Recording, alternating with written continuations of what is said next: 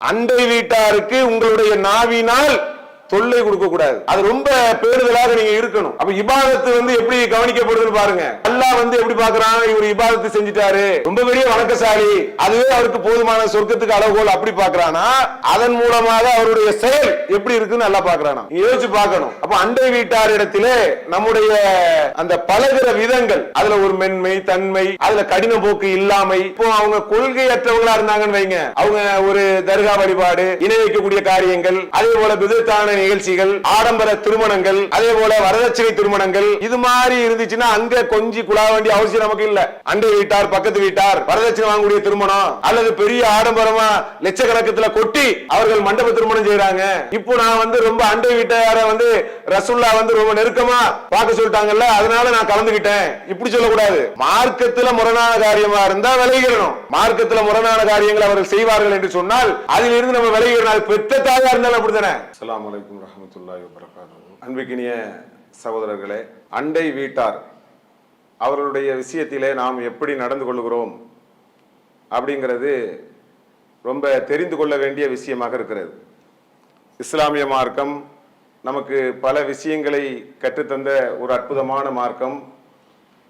அதிலே அண்டை வீட்டார் பக்கத்து வீட்டுக்காரங்க இருக்காங்கல்ல, அவங்க கிட்ட இருக்கக்கூடிய அணுகுமுறை என்பது ரொம்ப சரியாக நம்ம நடக்கணும்னு சொல்லி அல்லாஹ்வினுடைய தூதர் நமக்கு கற்றுத்தருகிறார்கள்.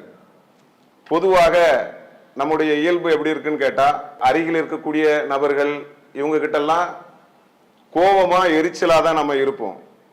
அதே நேரத்தில் நம்ம எங்கேயாவது ஒரு பயணத்துல போறோம்னு வைங்க, ஒரு ட்ரெயின்ல போறது அல்லது ஒரு பஸ்ல போறது, அதுல யாராவது ஒரு பக்கத்துல இருந்தாங்கன்னு சொன்னா அங்க ஒரு நட்பு பாராட்டுவோம்.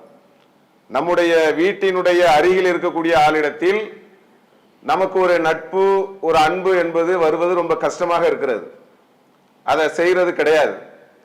அதே நேரத்தில் ரொம்ப தூரத்தில் இருக்கக்கூடிய ஆட்கள், இன்னும் சொல்றதா இருந்தா நம்ம வாழ்ற காலத்துல பேஸ்புக் எங்க இருப்பானே தெரியாது, எந்த ஊர்ல எந்த இடத்துல யாருன்னே தெரியாது, முகமறியாத ஆட்கள்.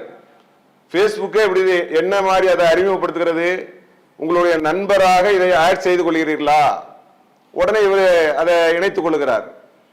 அப்ப யாரு என்னன்னு தெரியாத ஆட்களை எல்லாம் நேசிக்கக்கூடிய ஒரு பண்பு நம்மிடத்திலே வருகிறது.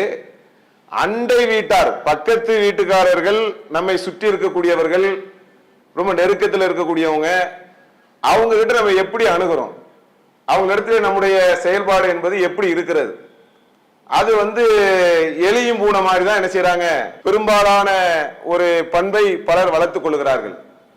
ஆனா நபிகள் நாயகம் ஸல்லல்லாஹு அலைஹி வஸல்லம் அவர்கள் நமக்கு நிறைய அறிவுரைகள் அண்டை வீட்டார் சம்பந்தமாக நமக்கு சொல்லி தந்திருக்கிறாங்க. இப்போ நம்ம பக்கத்து வீடு இருக்குன்னு வைங்களேன், அங்க என்ன மாதிரியான பிரச்சனைகள்லாம் வரும் அப்படின்னு கேட்டா, இந்த வண்டி விடுறதுல பார்க்கிங் பண்றோமா இல்லையா, அதுல சில பிரச்சனைகள் வரும். சில பேர் என்ன செய்வாங்கன்னா, பக்கத்துல இவங்க வீட்டுல இருக்கக்கூடிய குப்பைகள் எல்லாம் கொண்டு பக்கத்து வீட்டுல லேசா தள்ளி விட்டுறது. இவங்க அண்டை வீடை அங்க நட்பை பேணுறாங்க பாருங்க. என்ன மாதிரியான நட்பை பேணுகிறார்கள் என்று சொன்னால், நம்ம வீட்டுல இருக்கக்கூடிய குப்பைகளை லேசா தள்ளி தள்ளி அங்க விடுறது. இது மாதிரியான ஒரு எரிச்சல் ஊட்டக்கூடிய விஷயங்களை எல்லாம் அண்டை வீட்டில் செய்யக்கூடிய நிலைமையை நம்ம பார்க்கிறோம். இன்னும் கூடுதலாக போய் சில பேர் எப்படி இருக்கிறார்கள், வகையாக மாறிவிடுகிறார்கள். அது அண்டை வீட்டாருங்கிறது வேற நபராகவும் இருக்கலாம், நம்முடைய இரத்த உறவினராக கூட இருக்கலாம், அண்ணன் தம்பி அது மாதிரி உறவுகளா கூட இருக்கலாம். அது கூட அண்டை வீடா தான் இருப்பாங்க. ஆனா வகைதான், லேசா சின்ன இடத்துக்கு அடுத்த இடம் நமக்கு நல்லாவே தெரியும்.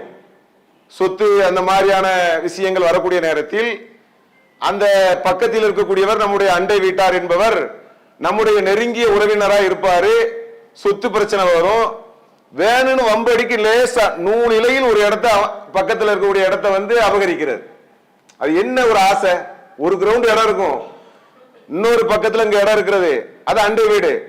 அதுல லேசா போய் ஒரு நூலிலை தான், எவ்வளவு அற்பமான ஒரு எண்ணம் பாருங்க. ஒரு நூலிலை இடத்துக்காக சண்டை போட்டு வேண்டுமென்றே அதை பிடித்து வைத்துக் கொள்வது. அப்ப அதை பிடிக்க அதை இழக்கிறாரா இல்லையா, அவர் என்ன செய்வாரு, ஜென்மத்துக்கும் பேச மாட்டார். இவன் அண்டை வீடாது பக்கத்து வீடா, என் சொத்தை அபகரித்தவர் அப்படின்னு சொல்லி அவர் அப்படி விலகி போகக்கூடிய ஒரு நிலைமை வரும்.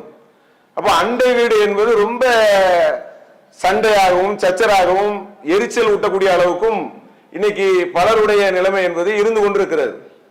அப்படி இருக்கவே கூடாது. நபிகள் நாயகம் ஸல்லல்லாஹு அலைஹி வஸல்லம் அவர்கள், அல்லாஹ்வுடைய தூதர் நமக்கு சொல்றாங்க பாருங்க, மன் கான யூமினு பில்லாஹி வல் யௌமில் ஆகிரி, யாரு மறுமையை நம்புகிறார்களோ, அல்லாஹ்வையும் இறுதி நாளையும் நம்பக்கூடியவர்கள், ஃபலா யூதி ஜாரஹ், அவர்கள் பக்கத்து வீட்டு அண்டை வீட்டுக்கு தொல்லை கொடுக்க கூடாது, நோயினை செய்யக்கூடாது அப்படின்னு சொல்லி அல்லாஹ்வுடைய தூதர் நமக்கு சொல்லி தந்திருக்கிறாங்க. அப்ப இதுல அல்லாஹ்வுடைய தூதர் நமக்கு ஒரு சின்ன ஒரு லாஜிக்கை கத்து தர்றாங்க. என்ன சொல்லி தர்றாங்கன்னா, அல்லாஹ்வையும் இறுதி நாளையும் நம்பக்கூடியவர்கள், இந்த வாசகத்தை நீங்க நல்லா கவனிக்கணும். அல்லாஹ்வுடைய தூதர் என்ன சொல்றாங்க, மறுமையை நம்பாதவர்கள் அடிச்சுக்கிடலாம், பிடிச்சுக்கிடலாம், என்ன வேணாலும் செய்யலாம். நீங்கள் அப்படி நடந்து கொள்ளலாமா? நீங்கள் யாரை நம்புகிறீர்கள்? அல்லாஹ்வை நம்புகிறீர்கள், மறுமையை நம்புறீங்க, விசாரணையினால நம்புறீங்க, அல்லாஹ்வுடைய தூதரை நம்புறீங்க. அப்ப உங்ககிட்ட ஈமான் இருக்கிறதா இல்லையா? ஈமானுடைய அடையாளம் என்ன? அப்ப எப்படி கோடிட்டு காட்டி அல்லாஹ்வுடைய தூதர் ஒரு கட்டளை இடுகிறார்கள் என்று சொன்னால், நீங்கள் அல்லாஹ்வையும் அல்லாஹ்வுடைய தூதரையும் நம்பக்கூடிய ஒருவராக இருக்கக்கூடிய நேரத்தில் நீங்க இப்படி இருக்கலாமா? இருக்கக்கூடாது. அண்டை வீட்டாருக்கு நீங்க என்ன செய்யக்கூடாது? தீங்கு விளைவிக்க கூடாது என்று சொல்லி நபிகள் நாயகம் ஸல்லல்லாஹு அலைஹி வஸல்லம் அவர்கள் சொல்லி காட்டுறாங்க. இப்ப சமீபத்தில் கூட பெங்களூர்ல ஒரு நிகழ்வு என்னன்னு கேட்டீங்கன்னா, ஒருத்தர் ஒரு வீட்டுக்கு போறாரு. ஒரு அங்க அவருக்கு ஒரு அபார்ட்மெண்ட் இருக்கிறது. அதுல 2 கார் நிப்பாட்டுற அளவுக்கு அவருக்கு என்ன இருக்கிறது? அவர் 2 காரை நிப்பாட்டி கொண்டு அவர் இருந்து கொண்டு இருக்கிறார். அப்ப இன்னொருத்தர் புதுசா வர்றாரு. அவர் என்ன செய்யறாருன்னா, இவருக்கு ஒதுக்கப்பட்ட இடத்துல கொண்டு காரை விட்டுறாரு. இவரே 20-10 வருஷமா அந்த இடத்துலயே காரை விட்டுட்டு இருக்கிறாரு. புதுசா வந்தவர் என்ன செய்யறாரு, இவருடைய இடத்துல, இவருக்கு ஒதுக்கப்பட்ட இடத்துல காரை கொண்டு விடுறாரு. அப்போ அவருக்கு ஒரு யோசனை வருது. என்னன்னு கேட்டா, இவர் பக்கத்து வீடா இருக்கிறாரு, நம்ம எதையாவது ஒண்ணு சொன்னோம்னா ஏடா புரிஞ்சிடக்கூடாது, கோபப்படக்கூடாது. அப்ப என்ன செய்யறது? அவருக்கு ஒரு கடிதம் எழுதி கரெக்டா அந்த இடத்துல, வண்டி விடுற இடத்துல, அந்த பார்க்கிங் இடத்துல வந்து ஒரு சின்ன கடிதத்தை அவர் கண்படுற மாதிரி எழுதி அதுல ஒரு வாசகத்தை போடுறாரு. நான் ஒரு 10 வருஷமா அங்க இருக்கிறேன், நீங்க இன்னைக்குதான் வந்திருக்கிறீங்க, இது எனக்கு ஒதுக்கப்பட்ட இடம், தயவு செய்து நீங்க புரிஞ்சுக்காங்க, என் இடத்தை விட்டுக்கிட்டு உங்களுக்கு ஒதுக்கப்பட்ட இடத்துல நீங்க விடுங்க, நாம ஒருவருக்கு ஒருவரா நண்பர்களாக இருப்போம். ஏன்னா இது ஒரு வீடு, ஒரு அமைதி பெறுகிறது. ஒரு மனுஷன் வீட்டுல இருக்கிறான், ஒரு மனுஷன் வியாபார தலம், வியாபார மற்ற இடங்கள், நண்பர்கள், பல இடங்கள்ல ஓடக்கூடிய ஒரு மனுஷன் வீட்டுல போனா எப்படி இருப்பான்? அங்க போய் எந்த அதாபம் இருக்கக்கூடாது, எந்த வேலையும் இருக்கக்கூடாது அப்படிங்கிற மனுஷன் நினைப்பான். அப்ப அந்த மாதிரி ஒரு கடிதத்தை எழுதி அப்படி வச்ச பிறகு அவர் மாறிட்டாரு. இது இப்ப பெங்களூர்ல நடந்த ஒரு சம்பவம். இது எதுக்கு சொல்ல வர்றேன்னா, மனுஷன் வந்து பயப்படுறான், பக்கத்து வீட்டுக்காரன் சொன்னா தப்பாயிரும், இது எப்படி சொல்றதுன்னு தெரியலையே, சொல்லவும் செய்யணும், அதை பக்குவமாகவும் சொல்லணும், சொல்ற விதம்னு ஒண்ணு இருக்கிறது, இது எப்படி சொல்லணும் எனக்கு தெரியலையேன்னு சொல்லி மனிதன் யோசிக்கக்கூடிய ஒரு நிலைமையை நான் பார்க்கிறோம். ஆனால் இஸ்லாம் நமக்கு என்ன சொல்றது பாருங்க, அத அல்லாஹ்வுடைய தூதரே நம்ம சார்பா சொல்றாங்க. அண்டை வீட்டார் அருகில் இருக்கக்கூடிய ஒரு நபர் விஷயத்தில் நீங்கள் எப்படி நடந்து கொள்ள வேண்டும் அல்லாஹ்வுடைய தூதர் சொல்றாங்க பாருங்க. மன் கான யூமினு பில்லாஹி வல் யௌமில் ஆகிரி, யார் அல்லாஹ்வை நம்புகிறார்களோ, மறுமையை நம்புகிறார்களோ, ஃபல் யுக்ரிம் ஜாரஹ், அவர்கள் அண்டை வீட்டாரை கண்ணியப்படுத்தட்டும். கண்ணியப்படுத்துங்கிறாங்க. இங்க அதாபா இருக்கிறது, வேதனையா இருக்கிறது, இங்க நேர குப்பையை கொண்டு தள்ளிடுறாங்க, அல்லது வேற ஏதாவது ஒண்ணு சொல்றது. சில பேர் என்ன செய்வாங்க தெரியுமா, அண்டை வீட்டார் பக்கத்து வீட்டுல இருந்துகிட்டு வீட்டுல அங்க என்ன நடக்கிறது என்று ஒரே ஆய்வு செய்வது. அந்த வீட்டுல என்ன நடக்கிறது, அந்த வீட்டுல என்ன நடந்தா நமக்கு என்ன, அங்க இருக்கக்கூடிய குடும்ப பிரச்சனைகள், அங்க இருக்கக்கூடிய திருமண நிகழ்வுகள், அதுல ஒரு 4 இடத்த மாப்பிள்ளை பொண்ணு பார்ப்பாங்க, அதுல ஒண்ணு கூடும் ஒண்ணு கூடாது, கூடுனா என்ன கூடாட்டா என்ன, அதுல நமக்கு என்ன செய்தி இருக்கிறது, எல்லாத்துக்கும் கூடிருமா? அதை கூட்டி குறைச்சி எங்களுக்கு தான் தெரியும், நாங்க பக்கத்து வீட்டுக்காரரு ரொம்ப பெருமையா பேசுறது, அந்த விஷயங்களை லீக் பண்ணக்கூடிய வேலையே ரொம்ப பக்குவமா செய்யறது. அந்த பொண்ணுக்கு இப்படி, அந்த பையனுக்கு இப்படி, இப்படின்னு ஒரு அருகில் இருக்கக்கூடிய வீட்டினுடைய குடும்ப விஷயத்திலே நாம உள்ள நுழைஞ்சு நுழைஞ்சு நுழைஞ்சு தேடுறது என்ன லாபம் இருக்கிறது? ஏதாவது ஒரு லாபம் இருக்கிறதா? கிடையாது, தேவையில்லை. அது அதுதான் அல்லாஹ்வுடைய தூதர் நமக்கு எப்படி ஒரு அற்புதமாக நமக்கு சொல்லி காட்டுறாங்க பாருங்க. நீங்கள் கண்ணியப்படுத்துங்கள் என்கிறார்கள். அப்ப கண்ணியப்படுத்தாட்டாலும் பரவாயில்ல, குறைஞ்சபட்சம் ஒரு கண்ணியமா நடக்கவா தெரியணுமா இல்லையா? நாம ஒரு வீடுகளுக்கு போகிறோம், நம்முடைய வீட்டினுடைய அருகிலே ஒருவர் இருக்கிறார், அவரு நம்மளால அமைதி பெறணும், நம்ம இருக்கிறோம் சொல்லி அவர் அமைதி பெறணும், பாதுகாப்பு பெறணும். பக்கத்து வீட்டுல பாய் இருக்கிறாரு, பக்கத்து வீட்டுல இன்னார் இருக்கிறாங்க, ஏதாவது ஒரு பிரச்சனைனா ஓடி வருவாங்க, ஹாஸ்பிட்டல்ல சேர்ப்பாங்க. அவருக்கு நம்மளை பற்றி ஒரு என்ன வருது தெரியுமா? பக்கத்து வீட்டுல இவர் இருக்கிறாரு, என்ன மாதிரி நடக்கும்போது கூட்டி கூட சொல்லுவாரு, இப்படி ஆயிருமே அப்படி ஆயிருமேங்கிற ஒரு எண்ணம் வந்தா அது சரியான நிலையா நீங்க பாருங்க. அப்ப அல்லாஹ்வுடைய தூதர் நமக்கு எப்படி வழிகாட்டுகிறார்கள் பாருங்க. அண்டை வீட்டாருக்கு நீங்கள் கண்ணியம் செலுத்துங்கள். இது நபிகள் நாயகம் ஸல்லல்லாஹு அலைஹி வஸல்லம் அவர்கள் நமக்கு சொல்லி தந்திருக்கக்கூடிய ஒரு வழிமுறையாக இருக்கிறது. அதே மாதிரி பாருங்க, அல்லாஹ்வுடைய தூதர் அவங்களுடைய காலத்துல ஒரு கேள்வி ஒண்ணு கேட்கிறாங்க. இந்த இஸ்லாமிய மார்க்கம் எவ்வளவு ஒரு அற்புதமான மார்க்கங்கிறதுக்கு இது ஒரு சான்று. அல்லாஹ்வுடைய தூதர்கிட்ட கேட்கிறாங்க, அல்லாஹ்வுடைய தூதரே, ஒரு பெண்மணி இருக்கிறாங்க, அந்த பெண்மணி தொழுகை, நோன்பு, இபாதத்து ரொம்ப ஈடுபாடா இருக்கிறாங்க. ஆனா என்ன செய்யறாங்கன்னா, பக்கத்து வீட்டினுடைய அந்த வீட்டுக்காரருக்கு தன்னுடைய நாவினால் தொல்லை கொடுக்கறாங்க. அப்ப ரசூலுல்லாஹ் சொல்றாங்க, அவர் சொர்க்கத்துக்கு போக மாட்டாரு. அந்த செய்தி அந்த தன்மைக்கு அப்படி ரசூலுல்லாஹ் சொல்றாங்க.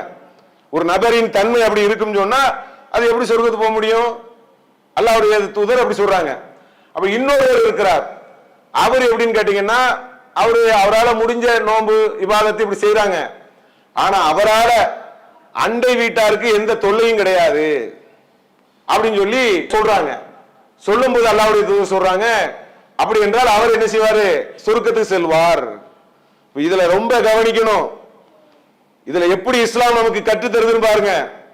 நான் மிகப்பெரிய தொழுகையாளி, நோம்பாளி, கரெக்டா தொழுதுருவேன், கரெக்டா நோன்பு வச்சிருவேன், ஆசுரா கூட வருது கரெக்டா வச்சிருவேன், துல்ஹஜ் மாசம் அதுல இருக்கக்கூடிய நோன்பு வச்சுட்டேன், இப்படின்னு நம்ம பிரிப்பரா இருக்கிறது மட்டும் இஸ்லாம் கிடையாது. அண்டை வீட்டாருக்கு உங்களுடைய நாவினால் தொல்லை கொடுக்க கூடாது, அது ரொம்ப பேருதலாக நீங்க இருக்கணும். அப்ப இபாதத்து எப்படி கவனிக்கப்படுதுன்னு பாருங்க. இதுல அல்லாஹ் எப்படி பாக்குறான்? இவர் இபாதத்து செஞ்சிட்டாரு, ரொம்ப பெரிய வணக்கசாலி, அதுவே அவருக்கு போதுமான சொர்க்கத்துக்கு அளவுகோல் அப்படி பாக்குறானா, அதன் மூலமாக அவருடைய செயல் எப்படி இருக்குன்னு நல்லா பாக்குறானா? நீங்க யோசிச்சு பார்க்கணும். அப்ப அண்டை வீட்டாரிடத்திலே நம்முடைய அந்த பழகுற விதங்கள், அதுல ஒரு மென்மை, தன்மை, அதுல கடின போக்கு இல்லாமை, எந்த அளவுக்கு பாருங்க அல்லாஹ்வுடைய தூதர்கிட்ட கேட்கிறாங்க, எந்த அளவுக்கு ரசூலுல்லாஹ் அதை நமக்கு விளக்குறாங்க பாருங்க. அல்லாஹ்வுடைய தூதரே, என்னுடைய அருகில், என்னுடைய வீட்டினுடைய அருகில் 2 வீடு ரொம்ப பக்கத்து வீடாக இருக்கிறது, நான் அன்பளிப்பு செய்வதாக இருந்தால் யாருக்கு செய்யலாம் முதல்ல அப்படின்னு அல்லாஹ்வுடைய தூதர்கிட்ட கேட்கிறாங்க. இப்ப அல்லாஹ்வுடைய தூதர் சொல்றாங்க, உன்னுடைய வீட்டினுடைய அருகில் யாருடைய வீடு மிக அருகில் இருக்கிறதோ, ரொம்ப பக்கத்துல யார் இருக்குதோ அவங்களுக்கு நீங்க அன்பளிப்பு செய்யுங்க. அல்லாஹ்வுடைய தூதர் சொல்றாங்க, இந்த அன்பளிப்பை ரொம்ப பக்கத்து வீடா இருக்கு பாருங்க, அங்க செய்யுங்கன்ட்டு. இப்ப அப்படி இருக்கிறோமா? நம்ம இப்போ அவங்க கொள்கையற்றவங்களா இருந்தாங்கன்னு வைங்க, அவங்க ஒரு தர்கா வழிபாடு, இணை வைக்கக்கூடிய காரியங்கள், அதே போல பிதத்தான நிகழ்ச்சிகள், ஆடம்பர திருமணங்கள், அதே போல வரதட்சணை திருமணங்கள், இது மாதிரி இருந்துச்சுன்னா அங்க கொஞ்சம் குழா வேண்டிய அவசியம் நமக்கு இல்ல. அண்டை வீட்டார், பக்கத்து வீட்டார் வரதட்சணை வாங்கக்கூடிய திருமணம், அல்லது பெரிய ஆடம்பரமா லட்சக்கணக்கத்துல கொட்டி அவர்கள் மண்டப திருமணம் செய்யறாங்க. இப்போ நான் ரொம்ப அண்டை வீட்டார ரசூலுல்லாஹ் ரொம்ப நெருக்கமா பார்க்க சொல்லிட்டாங்கல்ல, அதனால நான் கலந்துகிட்டேன், இப்படி சொல்லக்கூடாது. மார்க்கத்துல முரணான காரியமா இருந்தா விலகிடணும். மார்க்கத்துல முரணான காரியங்கள் அவர்கள் செய்வார்கள் என்று சொன்னால் அதிலிருந்து நம்ம விலகிடணும். பெற்ற தாயா இருந்தாலும் அப்படித்தானே, பெற்றோர்களாக இருந்தால் கூட மார்க்க விஷயத்தில் அவரிடத்தில் விலகி நிற்க வேண்டும் என்பதுதான் இஸ்லாம் நமக்கு கற்றுத்தரக்கூடிய பாடமாக இருக்கிறது. இப்ப அது மாதிரி விஷயமா இருந்தா விலகிடணும். மற்ற விஷயங்கள் வாய்ப்பு கிடைக்குமா இல்லையா, தொட்டு தொட்டு சில உதவிகள் செய்யக்கூடிய வாய்ப்புகள் இருக்கும், அதெல்லாம் சரியா பயன்படுத்தணும். திடீர்னு அங்க ஒரு மௌத்து நடக்கும், இவர் என்ன செய்வாரு, அங்க மௌத்து வீடு, இவரு அர்ஜென்டா நினைச்சது வெளியில ஓடுறது, ஒரு மௌத்து வீடு தானே, பக்கத்து வீடு மௌத்து வீடு, ஏதோ ஒண்ணு நல்லது கெட்டது என்னன்னு விசாரிச்சா என்னங்கிற. அதே போல சில இடங்களில் நம்ம பாக்குறோம், என்னன்னு கேட்டீங்கன்னா மௌத்து வீடு நடந்து விட்டால் கீழே மௌத்து வீடு சின்ன வீடுன்னு சொன்னா வசதி இல்லை. அப்ப அவங்க சொல்லுவாங்க பெருந்தன்மையா மேல் வீடு, அதுக்கு மேல் வீடுல சொல்லுவாங்க எங்க வீடு நீங்க பயன்படுத்திக்காங்க, 4 பேர் வருவாங்க போவாங்க, அப்ப எங்க வீடு நீங்க பயன்படுத்திக்காங்கன்னு சொல்லி மேல் வீட்டை பயன்படுத்த கொடுப்பார்கள். சரியான விஷயம் கரெக்ட். அண்டை வீட்டார்கள் அவங்களுடைய துக்கங்கள் அவங்களுடைய கஷ்டங்கள் இருக்கு பாருங்க, அதை கரெக்டா நம்ம அணுகணும். அவங்களுக்கு ஏதாவது உதவி செய்யறது, ஹாஸ்பிட்டல்ல சேர்க்கக்கூடிய விஷயங்கள், ரொம்ப நெருக்கடியான நேரம் வந்தா பொருளாதார உதவி. சில அண்டை வீடுகள் அதாபா இருக்கும், ரொம்ப கவனிச்சுதான் அது போக வேண்டி இருக்கிறது. அப்ப ரொம்ப சரியான நிலையில் இருக்கக்கூடிய அண்டை வீட்டார்கள் அவர் இடத்துல இஸ்லாம் நமக்கு எப்படி காட்டு தருகிறது, நீங்கள் அவங்க இடத்துல ஒரு மென்மையை காட்டுங்க, அவங்களுக்கு கண்ணியம் செலுத்துங்க, அவங்கள நோயினப்படுத்தாதீங்க, அவங்களுக்கு எந்த தீங்கையும் செய்யாதீங்க, இதையெல்லாம் இஸ்லாம் நமக்கு கற்று தருகிறது. இப்ப நீங்க பொதுவா நீங்க ஒரு பிரச்சனையை நீங்க அடிக்கடி கேள்விப்பட்டிருப்பீங்க, என்னன்னு கேட்டீங்கன்னா, அதாவது ஒருத்தர் வீடு கட்டுறாருன்னு வைங்க, வீடு கட்டும் போது இப்ப சென்னை மாதிரியான இடங்கள்லாம் ரொம்ப குறுகிய இடம் தான். அப்ப பக்கத்துல ஒருத்தர் வீடு கட்டும் போது சல்லி மண்ணு இதெல்லாம் இருக்கு பாருங்க, பக்கத்து வீட்டுல கொண்டு கொட்டிடுறது. கொட்டலாம், தப்பு கிடையாது, ஒரு வார்த்தை கேட்கலாம்ல, அங்க போய் ஒரு வார்த்தை என்ன செய்யலாம், கேட்கலாம். உங்க வீட்டு பக்கத்துல நாங்க சல்லியை கொட்ட போறோம், மண்ணை கொட்ட போறோம் அப்படின்னு ஒரு வார்த்தை கேட்கலாம். கேட்க மாட்டோம். நம்ம என்ன சொல்லுவோம் தெரியுமா, இது ரோடுங்க, நீங்க யாரு, அது இன்னொரு ஆளுடைய வீட்டினுடைய முத்தத்திலே கொட்டுகிறோம். அப்ப அவங்க கிட்ட கேட்டால் முறையா கேட்டா அனுமதி கொடுத்துருவாங்க, கேட்கவே மாட்டாங்க பாருங்க, லாஜிக் பேசுவாங்க பாருங்க, எனக்கு அவரை தெரியும் இவரை தெரியும் பாருங்க. அதுல ஏற்படுற சண்டை கடைசியில எப்ப இந்த வீட்டு பக்கத்துல இருக்கிறத விட நான் வீடை வித்துட்டு வேற எங்கேயாவது போயிடுறேன்ப்பா அப்படின்னு நினைக்கிற அளவுக்கு பிரச்சனைகள் அந்த வீடு கட்டினதுல இருந்து கடைசி வரைக்கும் ஓடிக்கிட்டே இருக்கும். இப்படியா நம்முடைய அணுகுமுறைகளை வைத்துக் கொள்வது. அப்ப அண்டை வீட்டாரிடத்திலே அழகிய ஒரு அணுகுமுறையை வைக்க வேண்டும் என்று சொல்லி இஸ்லாம் நமக்கு கற்றுத் தருகிறது. அதே போல இன்னும் சில இடங்களிலே பல பிரச்சனைகளை நம்ம பார்க்கிறோம்.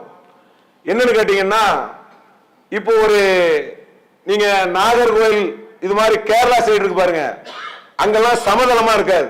இப்ப நம்ம சென்னை எடுத்துக்கிட்டீங்கன்னா, தமிழ்நாடு எடுத்துக்கிட்டீங்கன்னா அந்த நிலப்பரப்புகள் சமமாக இருக்கும். அதே நீங்க கொஞ்சம் கேரளா சைடு போனீங்கன்னா மேடு பள்ளமா இருக்கும். அப்போ ஒரு வீட்டினுடைய மழை பெஞ்சிச்சுன்னா ஒரு வீட்டினுடைய தண்ணீர் இன்னொரு வீட்டினுடைய வழியா போற மாதிரி வாய்ப்பு இருக்கும். அப்போ இன்னொரு வீட்டு வழியா போய் பாருங்க, அவர் அடைச்சு வச்சிருவாரு, மேல இருந்து தண்ணி வரக்கூடாது, அப்ப நீ அடைச்சுக்கிட்டு கஷ்டப்படு. எப்படி இருக்காங்க பாருங்க. அல்லாஹ்வுடைய தூதர் எவ்வளவு அற்புதமாக சொல்லி காட்டுறாங்க தெரியுமா. அல்லாஹ்வுடைய தூதர் சொல்றாங்க, உங்களுடைய அண்டை வீட்டார் அவர் ஏதேனும் ஒரு சில விஷயங்களை அறைந்தால், உங்களுடைய சுவர்கள்ல ஏதேனும் ஒரு தேவைக்கு அறைந்தால் நீங்கள் அதை தடுக்காதீர்கள். எப்படி சொல்றாங்க பாருங்க. நீங்க சுவர்ல போய் அறையறதுக்கு கூட அனுமதி கொடுக்க வேண்டாம். ஒரு நீருங்க, ஒரு கழிவு நீர் போகிறது, அதுக்கு எவ்வளவு ஒரு வெறுப்பாக ஒரு பகையாக இந்த உலகத்தில் நம்ம நிரந்தரமா இருக்க போறோமா? இருக்கிறார்களா? அங்க எல்லாரும் அப்படியே இருந்துட்டு இருக்கிறாங்க. எவ்வளவு பெரிய ஜாமான்லாம் மண்ணு சாப்பிட்டு இருக்கிறது. மையத்துனா என்ன அர்த்தம்? மௌத்தான அடுத்த செகண்டே அவனுக்கு பேரு மையத்து தான், பேரு கிடையாது. இன்னார் இறந்து விட்டார் அப்படி சொல்றாங்களா? மையத்தை எப்போது தூக்குவார்கள் அப்படி சொல்றாங்களா? அதுக்கு என்ன காரணம்? மௌத்தாயிட்ட உனக்கு என்ன மையத்து தான் பேரு. அப்போ மண்ணு சாப்பிடக்கூடிய ஒரு உடலை வைத்து விட்டு நமக்கு என்ன ஆணவம், நமக்கு என்ன பெருமை? அல்லாஹ் திருமறை குர்ஆனிலே எப்படி சொல்லி காட்டுறான் பாருங்க. 4வது அத்தியாயம் 36வது வசனத்துல ரப்புல் ஆலமீன் சொல்லி காட்டுகிறான், நீங்க நன்மைகள் செய்யுங்க, உபகாரம் செய்யுங்க, ஏழைகளுக்கு நாடோடிகளுக்கு பயண நண்பர்கள், அதே போல அண்டை வீட்டார், அதே போல தூரமான அண்டை வீட்டார், அவர்களுக்கு நீங்கள் நன்மை செய்யுங்கள், அப்படின்னு சொல்லி அல்லாஹ் ஒரு பட்டியல் எடுக்கிறான்.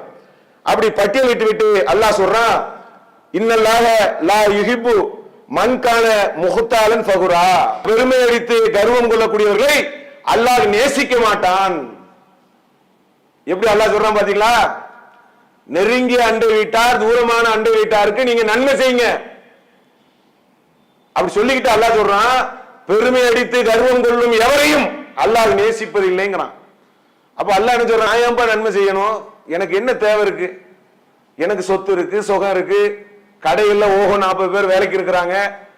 நான் என்ன மற்றவங்களுக்கு நன்மை செய்யக்கூடிய தேவை உடையவனா? அகங்காரம், அது ஆணவம், அதனுடைய வெளிப்பாடத்தான் இறைவன் சொல்லி காட்டுகிறான்.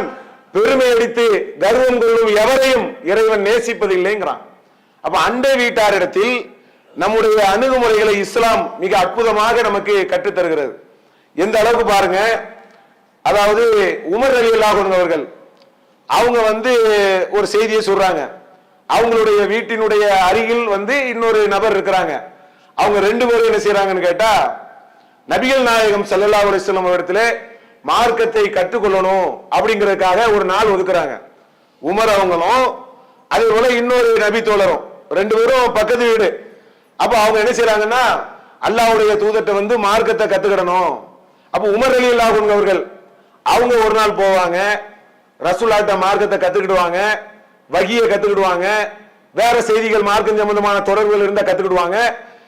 கத்துக்கிட்டு அண்டை வீட்டார் பக்கத்து வீட்டார் இருக்காரு பாருங்க, அவர்கிட்ட சொல்லுவாங்க. அவங்க என்ன செய்வாங்கன்னா, ஒரு நாள் இவங்க போவாங்க, மாறி மாறி. இவங்க வேலைக்கு போறது, தன்னுடைய தேவைகளை இவங்க பார்த்துக்கூடிய நேரத்தில் அவங்க போய் கத்துட்டு வருவாங்க. எப்படி மார்க்கத்தில் அண்டை வீட்டார் இருந்தாங்க பாருங்க, எவ்வளவு ஒரு மார்க்கத்தை நேசித்து மார்க்கத்தை கத்துக்கிட்டாங்கன்னு பாருங்க. நமக்கு ஒரே ஒரு நட்பு தாங்க. என்ன நட்புனா, பிசினஸ்ல பார்ட்னரா இருக்காங்க பாருங்க, அவங்க தான் ரொம்ப ஆரம்ப கால வளர்ச்சியில 2 பேர் பார்ட்னர் ஆகிட்டாங்க. 2 பேர் சேர்ந்து ஒரு கடை ஆரம்பிக்காங்கன்னு வைங்களேன். 2 பேரும் பைக்ல போறது என்ன, 2 பேரும் பாசமா கலந்துக்கிறது என்ன, 2 பேரும் விருந்துல கலந்துக்கிறது என்ன, இந்த ஒரு நட்பு தான் கொஞ்சம் காலம் ஓடும். வேற நட்பே நமக்கு தெரியறது இல்லை. அது கூட ஏதாவது பிரச்சனைனா நீ ஒரு பக்கம் நான் ஒரு பக்கம் ஓடிடுவாங்க. ஆனால் இஸ்லாம் என்பது நம்மை சுற்றி இருக்கக்கூடிய அனைத்து விஷயங்களையும் நம்ம எப்படி கவனிக்கணும்னு சொல்லி நமக்கு கற்று தருகிறது. அதே மாதிரி அல்லாஹ்வுடைய தூதர் சொல்றாங்க, யார் தன்னுடைய அண்டை வீட்டாரினுடைய தீங்கிலிருந்து பாதுகாப்பு பெறவில்லையோ அவர் சொர்க்கம் செல்ல மாட்டார். லா யதுகுல் ஜன்னத் மன் லா யமனு ஜாரஹ் பவாயிகஹ், யார் அவர் ஜன்னத்தே போக மாட்டார். யாரு கேட்டா, அண்டை வீட்டாரினுடைய தீங்கிலிருந்து நோயிலிருந்து யார் பாதுகாப்பு பெறவில்லையோ, அப்ப தொல்லை கொடுக்கக்கூடியவர் ஜன்னத்துக்கு போக மாட்டார். இஸ்லாம் நமக்கு மிக அற்புதமாக அண்டை வீட்டாரினுடைய விஷயத்தில் கவனமாக நடந்து கொள்ள வேண்டும் என்று நமக்கு கற்று தந்திருக்கிறது. எனவே அவர்களுடைய உரிமைகள், அவர்களுடைய அணுகுமுறைகள் இதையெல்லாம் மிக பக்குவமாக சரியான முறையில் அமைக்கக்கூடிய நன்மக்களாக இருக்க வேண்டும் என கூறி என்னுடைய இந்த உரையை நிறைவு செய்கிறேன். இஸ்லாம் மற்றும் சமுதாய செய்திகளை அறிந்து கொள்ள தமிழ்நாடு தௌஹீத் ஜமாஅத் யூடியூப் பக்கத்தை உடனடியாக சப்ஸ்கிரைப் செய்து கொள்ளுங்கள். மேலும் பெல் பட்டனையும் கிளிக் செய்து கொள்ளுங்கள்.